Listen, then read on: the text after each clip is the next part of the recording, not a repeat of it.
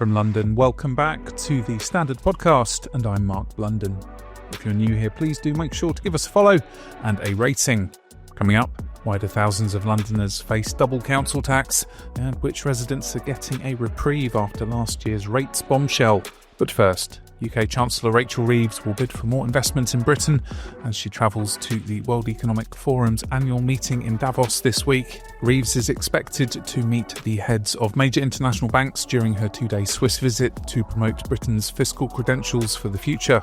It comes amid record public borrowing and government department cuts ahead. Funding from the Treasury to support new priorities will only be made available to departments that have first fulfilled the requirements of our zero-based review and met the minimum 5% savings and efficiency target required in this spending review process. That's Chief Secretary to the Treasury Darren Jones speaking at the Institute for Government.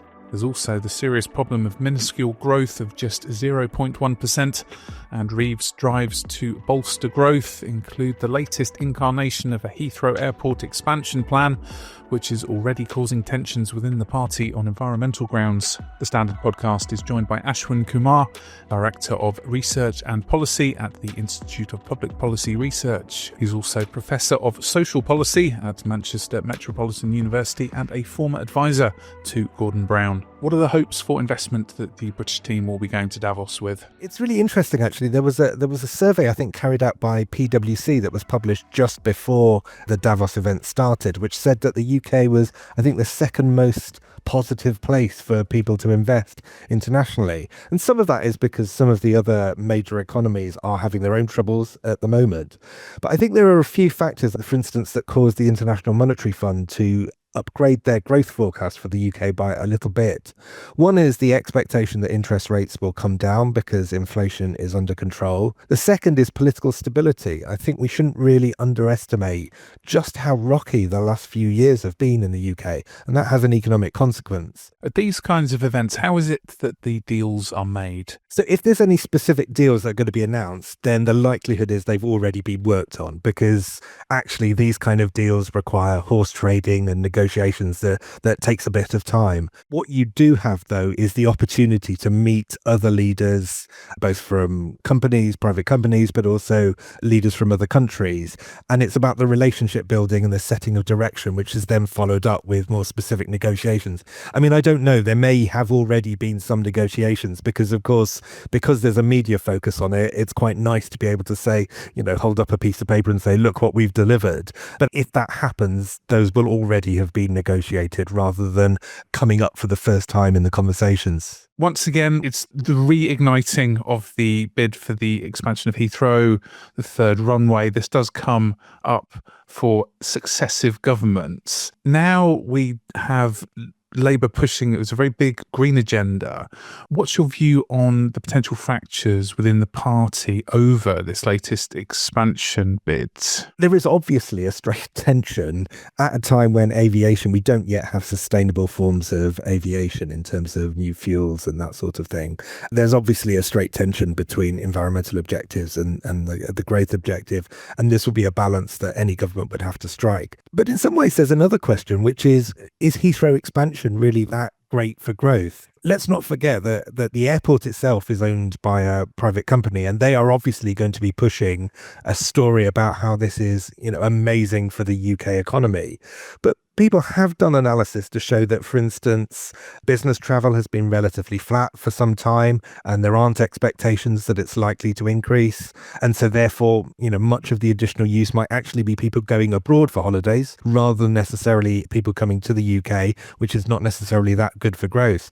And when it comes to transport spending, for instance, we and others have done analysis about how local bus services are actually critical for people to be able to get to work and to get to shops in local town centres. So I think we have a sort of strange process where an individual company that wants to expand their airport gets all of this airtime rather than us looking in the round about what the relative value is of aviation versus local bus services. Because if we had, a significant amount of money to spend and we were able to transform the way people can get into towns all around the country, there's an argument to say that might actually have more impact on growth than a single facility in one part of the country. Let's go to a quick break. Coming up in part 2, back to the capital, where some residents of 2 boroughs are being warned their council tax will double, but it's ever so slightly better news for other residents struck with monster bills last year. The London Standard's Rachael Burford has been examining the financial data. Welcome back. Now, thousands of London homeowners will face their council tax doubling from April under new rules.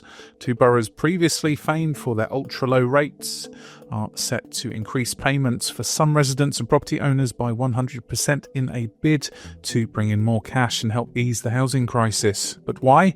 And who will be hit with increased charges? All this comes amid a slight breather for people living in 2 outer boroughs, where government loans have offered financial lifelines to cash-strapped town halls. Now we're joined from Parliament by the London Standard's chief political correspondent, Rachael Burford. Interesting reports regarding what we now know about some nuances with the London Council's council tax bills for 2025. What have you discovered about these double council tax bills? Who's going to be impacted and how will it work? Yes, so Wandsworth and Westminster councils have announced that from April this year, homes that have been unoccupied and unfurnished for more than a year and properties considered second homes will be liable for double council tax payments. This is part of basically bolstering their budgets and also helping to ease the housing crisis in these sort of particularly dense parts of London where a lot of people live and a lot of people can't find homes to live in. And just remind us of the significance for Wandsworth and Westminster, given their history under previous administrations. So I think it's worth pointing out that Westminster and Wandsworth Council both set the lowest council taxes in the country. I think, and they always have done. This is, I think, basically it's one of the only places in the country where Band D properties are still paying under £1,000 in council tax, and that includes the City Hall precept, which is the parts that Sadiq Khan puts on the council tax to pay for the Met and the London Fire Brigade and things. And it's always been very historically low there. So despite the fact that some of the richest people in the country, obviously Westminster contains Downing Street, it contains Buckingham Palace.